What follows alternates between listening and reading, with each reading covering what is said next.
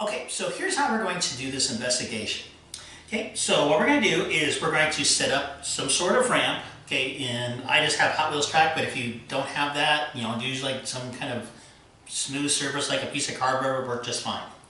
Okay, then you're going to need two objects that can roll. So I got either Hot Wheels cars here, or I got some balls over here that you can maybe use. Doesn't matter, just as long as they roll. All right, so here's how we're going to do this investigation. Okay, I'm going to put one object down here, and I'm going to put another one up here on the top. And I'm just going to let it roll down, and I would measure out the distance in which the object went.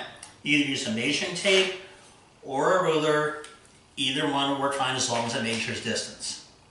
Okay, now we're going to change up two different things about this. One way is that we can change the mass of the object that's coming down. So I can add weights to this car, do something like that. Or if you're using balls, it can change from going to a golf ball to a baseball, something like that would work.